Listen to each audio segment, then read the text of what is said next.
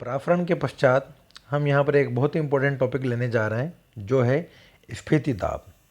स्फीति दाब वो दाब है जो जीवित कोशिकाओं में होता है। जब जीवित कोशिकाओं में जल का अंतःपराफरण होता है तो अंतःपराफरण के फलस्वरूप कोशिका की झिल्ली पर एक दाब उपस्थित लगता है। उस दाब को हम यहाँ पर कहते हैं स्फीति दाब। इस स्फीति दाब को इक्वल करने के लिए सेल वॉल के ऊपर उसके अपोजिट एक अन्य प्रेशर लगता है जिसे हम वॉल प्रेशर कहते हैं। तो इसे थोड़ा विस्तार से समझते हैं। स्फीति दाब केवल जीवित कोशिकाओं पर ही लागू होता है। यह मुक्त विलीन या अर्थात हम कह सकते हैं कि जीवित कोशिकाओं में ही ट्रिगर प्रेशर पाया जाता है। यदि किसी पात्र में जल या उसमें उपस्थित कोई विलयन है तो वहाँ पर किसी प्रकार का कोई ट्रिगर प्रेशर टीपी या स्फीति दाब नहीं लगता है। अर्थात यह सिर्फ जीवित कोशिकाओं पर ही लागू होता है। जब किसी पादप कोशिका में जल प्रवेश कराया जाता है तो जीव द्रव्य में जल की मात्रा बढ़ने के फलस्वरूप कोशिका की दीवारों पर या जीव द्रव्य कला पर एक दबाव पड़ लगता है। अतः इस दाब को ही स्फीति दाब कहते हैं।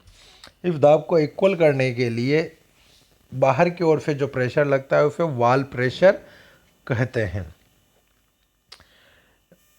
अगर हम यहाँ पर देखें तो इस डायग्राम में हमने यहाँ पर शो किया है। इस डायग्राम से H2O जब अंदर एंटर करता है तो उसकी प्लाज्मा मेम्ब्रेन पर ट्रिगर प्रेशर टीपी लगता है, जिसके परिणाम स्वरूप बाहर से एक जो बल लगता है उसे हम वॉल प्रेशर कहते हैं, WP। ओके, तो यहाँ पर हम कहें जंतु कोशिका पर, जबकि हम यहाँ पर कहें ये जो दाब है ट्रिगर प्रेशर और वॉल प्रेशर, ये कोशिकाओं को अपने आकार में बनाए रखने का कार्य करता है। यदि हम बात करें जंतु कोशिकाओं की तो जंतु कोशिकाओं में क्योंकि कोशिका भित्ति अनुपस्थित होती है, अतः सामान्यतः जंतु कोशिका को जब जल में डाला जाता है तो वो बस्ट हो जाती है या फट जाती है, जबकि जंतु कोशिकाओं में ऐसा नहीं होता है। उदाहरण स्वरूप यदि हम देखें तो आरबीसी को जब जल में डाला जाता है तो अंतःपराफरण की क्रिया के परिणाम स्वरूप उसका ट्रिगर प्रेशर बढ़ने लगता है एवं क्योंकि उसके ऊपर कोशिका भित्ति नहीं होती तो उसके परिणाम स्वरूप जल का अंतःपराफरण बढ़ता जाता है और वो फट जाती है। सिकुड़ी हुई कोशिकाएं जो होती है उनमें ट्रिगर प्रेशर सर्वाधिक कम होता है। यदि हम डायग्रामेटिक वे में देखें तो एक सिकुड़ी हुई कोशिका में जल की मात्रा कम होगी तो उस पर ट्रिगर प्रेशर कम होगा, जबकि एक फ्लैसिड सेल्फ जो होती है, एक फूली हुई कोशिका जो होती है, उसके ऊपर ट्रिगर प्रेशर सर्वाधिक होता है। तो अपने को ये याद रखने योग्य बात है कि ट्रिगर प्रेशर जो चलेगा सबसे सर्वाधिक टर्जिड सेल यानी श्वेत कोशिका पर, उसके बाद सिकुड़ी हुई कोशिका पर, और सबसे कम ट्रिगर प्रेशर जो होगा वो प्लाज्मोलाइज्ड सेल यानी जीव द्रव्य कुंचित कोशिका पर होगा। अर्थात हम कहें सर्वाधिक ट्रिगर प्रेशर कहाँ होगा, टर्जिड सेल, उससे कम फ्लैसिड सेल और सबसे कम प्लाज्मोलाइज्ड सेल पर। आपको डायग्राम में अगर आप देखें तो आपको ये नज़र आ रहा है कि सर्वाधिक turgid cell, then flaccid, then plasmolysed cell. अगर यहाँ पर इसकी हम बात करें डीपीडी की तो डीपीडी जस्ट अपोज चल लीजिए इसका। अगर हम कहें एक खाना खाया हुआ इंसान है, उसने अभी जस्ट खाना खाया है और उसका पेट भरा हुआ है तो उसे भूख कम लगेगी, यानी उसे कम आवश्यकता है खाने की, जबकि जो इंसान 3 दिन से खाना नहीं खाया है उसे ज़्यादा आवश्यकता है।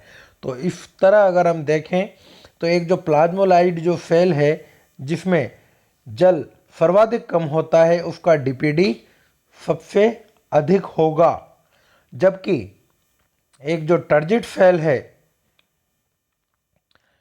जो टर्जिट फेल है उसका डीपीडी सर्वाधिक कम होगा क्योंकि उसे जल की कम मात्रा की आवश्यकता है। तो डीपीडी अर्थात हम कह सकते हैं जल की मांग।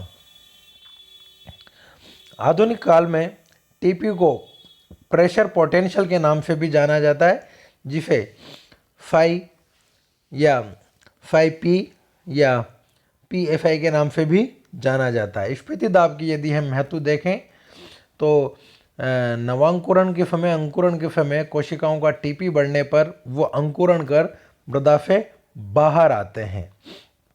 टीपी के द्वारा कोशिकाओं को निश्चित आकार दिया जाता है, जो कि अभी मैंने आपको बताया। कोशिका दीर्घीकरण में भी टीपी सहायक होता है। नेक्स्ट, बीजों में अंकुरण के समय मैंने भी आपको बताया, जमीन में कोशिकाओं में टीपी बढ़ने से के परिणाम स्वरूप वो सीडलिंग अंकुरित होकर बाहर आती है और स्फीति दाब द्वारा ही नवांकुर का प्ररोह सीधा खड़ा रह पाता है। नेक्स्ट, यदि हम इसका देखें विफरण दाब न्यूनता, इसे हम जरूर देखें। यहाँ पर एक गलती है, इस गलती को मैं आपको सबसे पहले दिखा दूँ। ऋणात्मक, ये ऑब्वियसली धनात्मक है। तो आधुनिक समय में डीपीडी को जल विभव या फाई डब्ल्यू भी कहा जाता है। डीपीडी अर्थात विफरण दाब न्यूनता, या इसे हम साधारण शब्दों में कहें तो कहते हैं हम जल की मांग यानी डिमांड। तो जल की मांग क्या है? हमने अभी यहाँ पर देखा कि टर्जिट सेल में जल की मांग सर्वाधिक कम, जबकि प्लाज्मोलाइट सेल में जल की मांग सर्वाधिक अधिक रहती है। तो वह कोशिकाएं जो सिकुड़ी हुई है प्लाज्मोलाइट है, उनमें जल की मांग सर्वाधिक होती है। डीपीडी शब्द का प्रयोग सर्वप्रथम मेयर द्वारा किया गया। इनके अनुसार विलयन में उपस्थित जल का विफरण दाब एवं शुद्ध जल विलायक के विफरण में अंतर को विफरण दाब न्यूनता कहते हैं। अर्थात हम यहाँ पर देखें कि जो शुद्ध जल है, जिसे हम विलायक कहते हैं, शुद्ध जल का विफरण दाब एवं किसी विलयन के विफरण दाब के अंतर को विफरण दाब न्यूनता कहते हैं, डीपीडी कहा जाता है। अर्थात हम यहाँ पर कहें कि जो शुद्ध जल है, शुद्ध जल का यानी विलायक का विफरण दाब सर्वाधिक कम होता है, और जबकि किसी विलयन में यदि कोई विलयन है, उसमें विलय मिले हुए हैं, तो उसका विफरण दाब अधिक होगा। अतः यहाँ पर जो डीपीडी है वो जल का गमन अधिक डीपीडी वाले से कम डीपीडी वाले की ओर होगा। जल का गमन कहाँ होगा? अधिक डीपीडी से कम डीपीडी की ओर होगा। तो यहाँ पर डीपीडी परासरण की दिशा का निर्धारण करता है। डीपीडी को कई वैज्ञानिक सक्शन प्रेशर या चूषण दाब के नाम से भी जानते हैं। अर्थात दाब की वह मात्रा जिसके कारण जल कोशिका में प्रवेश करता है या कोशिका से बाहर निकाल दिया जाता है, विफरण दाब न्यूनता कहलाती है। इसे सरल शब्दों में हम यहाँ पर जल की मांग भी कहते हैं। एक बार मैं पुनः आपका ध्यान लाना चाहूँगा यहाँ पर, विफरण दाब, शुद्ध जल के विफरण दाब में अंतर को विफरण दाब न्यूनता कहते हैं। यानी विलयन में उपस्थित जल का विफरण दाब, विलयन यानी हम यहाँ पर कहें सॉल्यूशन में उपस्थित वाटर का विफरण दाब, और प्योर वाटर का विफरण दाब डीपीडी, इन दोनों के डीपीडी में जो अंतर है उस अंतर को हम क्या कहते हैं? विसरण दाब न्यूनता या जल की मांग। इसे एक डायग्रामेटिक रिप्रेजेंटेशन से हम देखते हैं। परासरण की क्रिया में विलायक का विसरण कम डीपीडी से अधिक डीपीडी की ओर होता है। कम डीपीडी यानी जिसे जल की मांग कम हो, तो हम यहाँ पर कह सकते हैं एक जो स्फीत कोशिका है उसे जल की मांग सर्वाधिक कम होती है, जबकि जो जीव द्रव्य कुंचित कोशिका है उसे जल की मांग सर्वाधिक होती है। तो यहाँ पर इस टर्जिट सेल से इस जीव द्रव्य कुंचित कोशिका की ओर जल का गमन होता है, अर्थात जल का गमन लो डीपीडी से हाई डीपीडी की ओर होता है। विलयन का विसरण दाब विलायन के विसरण दाब से जितना कम होता है उसे ही विसरण दाब न्यूनता कहते हैं। Thank you. होपफुली ये वीडियो आपको समझ में आया होगा। इसके आगे हम यहाँ पर डीपीडीओपी और टीपीडब्ल्यूपी से में संबंध स्थापित